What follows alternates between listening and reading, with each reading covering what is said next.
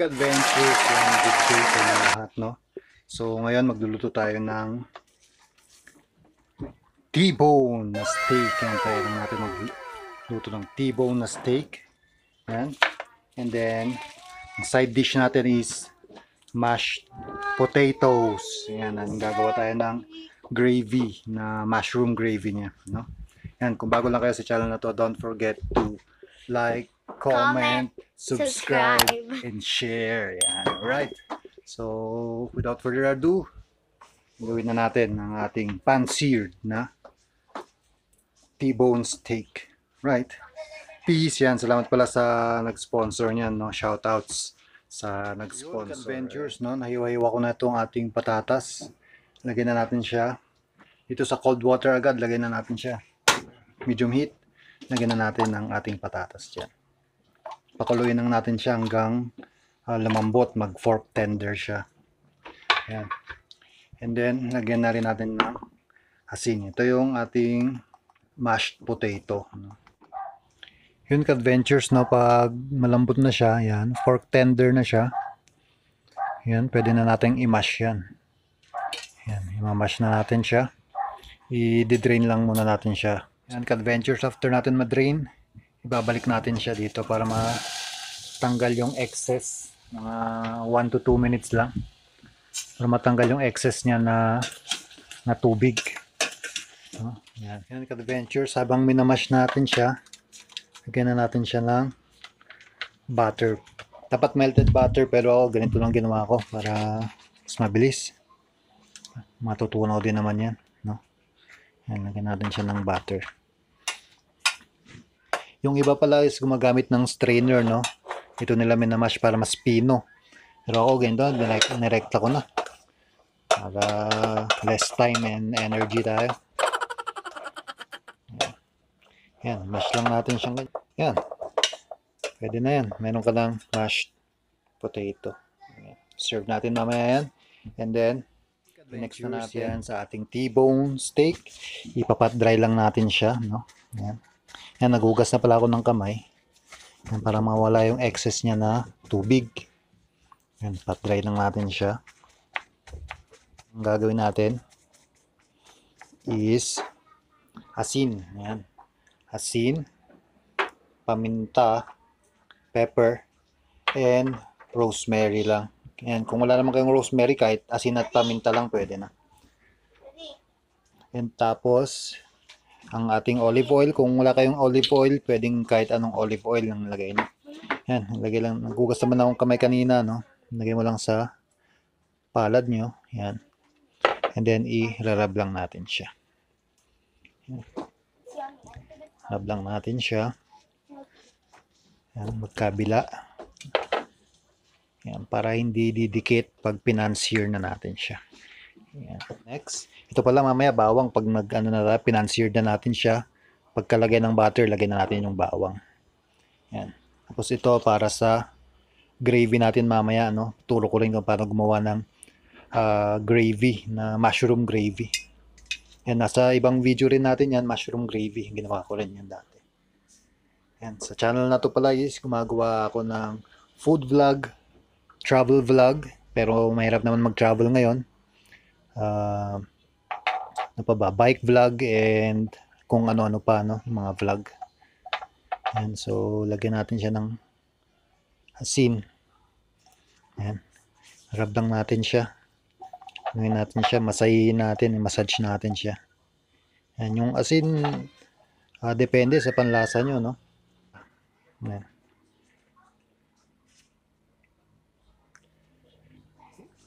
Rosemary.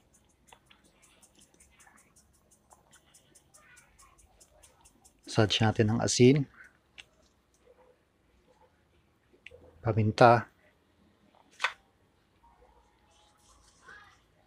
and then rosemary. Yun ka-adventures, no? Nagpapainit na tayo ng ating pan, no? Dapat mainit yung pan. Yan, maglagay ulit tayo na konting olive oil lang. Yan. And then, ilalagay na natin itong ating T-bone steak. Yan, maraming salamat sa Hindi kasya. So, isa lang muna.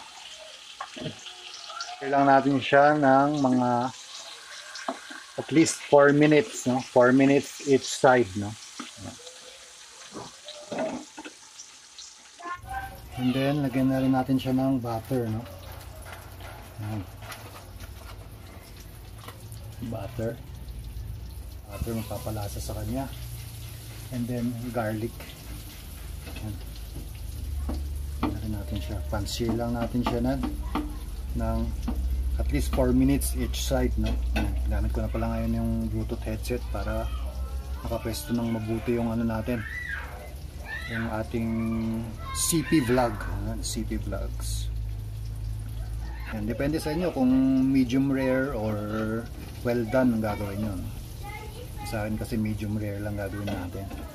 So 4 minutes each side. So after 4 minutes binaliktad ko na siya. Pero depende pa rin sa inyo yan, no? Kung well done ang gusto nyo or medium rare, no? And check nyo rin. Tapos pati pala yung mga sides nyan is ipapatayo mo siya ng ganyan para maluto rin yung sides. Gusto ko siya 5 minutes ang ginawa ko yung sa akin.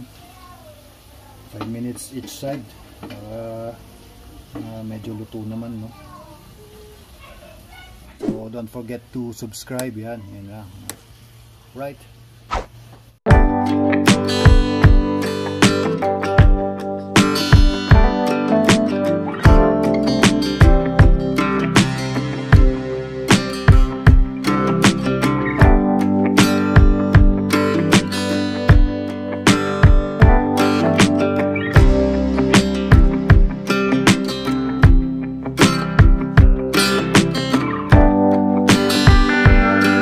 Adventures, well done daw ang gusto nila. Pwede natin ilagay dito sa oven for 5 minutes, no? 130 degrees lang siya for 5 minutes. Depende kung gaano ka kapal yung steak ninyo. Kasi 1 inch is equal to 5 minutes. Yan. Right, balikan natin later. Adventures, no? Para sa gravy is lutuan natin. Lagyan na natin yung ating mushroom. Lutuin na natin ng ilang minutes. Adventure, after ilang minutes, no, mga 5 minutes o 4 to 5 minutes, tanggalin muna natin itong ating mushroom. Set aside lang muna natin siya. Lalagay tayo ng butter. Tansya na lang ginawa ko. Depende sa inyo kung gaano karaming gravy, mas maraming butter. Tansya na lang din ginawa ko. Mag-ready na rin kayo ng 1 to 2 cups ng water at ihalo nyo dito mamaya. Ayun na, crispy fry. Yan. Gradual lang paglagay, tapos halo-haloin nyo habang naglalagay kayo. The next is the harina, flour.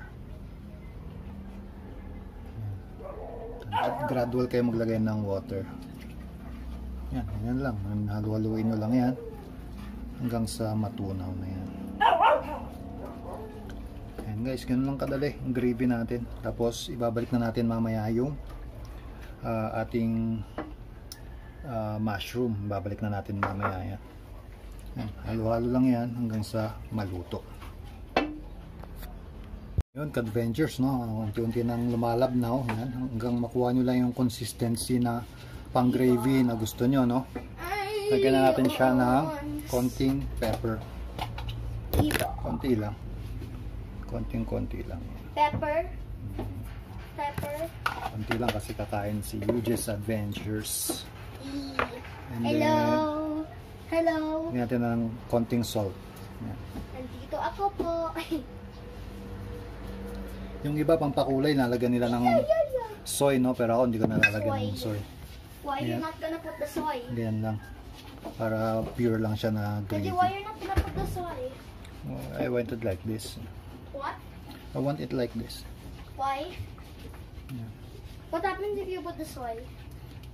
It will just color and add a little bit of taste only. Yeah, I want some soy. And guys, natin ngayon itong ating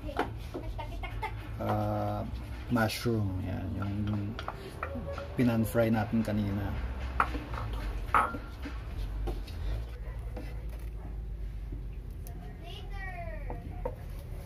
Yan guys, nakuha na natin yung consistency na gusto natin, no?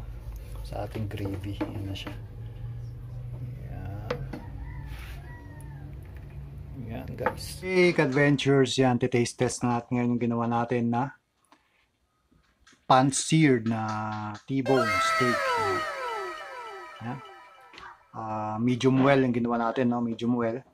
After 5 minutes each side na pan-seared, pinasok pa natin sa oven ng 5 to 10 minutes, no? Na 130 to 150 degrees Celsius. Ayan. Tapos itong mashed potato, no? Patatas lang na pinakulo natin, then minash lang natin. And then the gravy. Ayan, ito yung gravy yung pinain.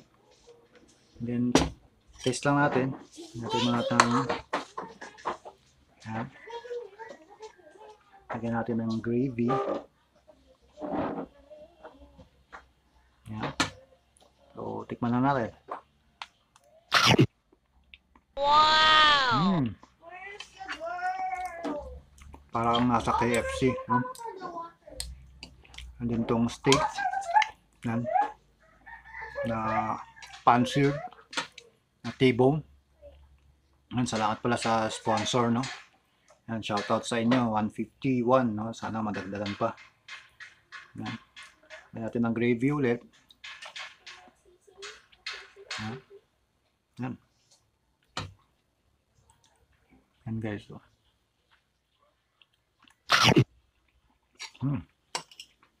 Pangkanin. Para ka na rin nag-steakhouse. Yan. And guys, hanggang sa muli, sana may natutunan kayo sa video na to. Try nyo. Ang very easy na T-bone steak or kahit na anong steak, ganun din ang style ng pagluto. Right, see you on the next vlogs. Thanks for watching. Peace!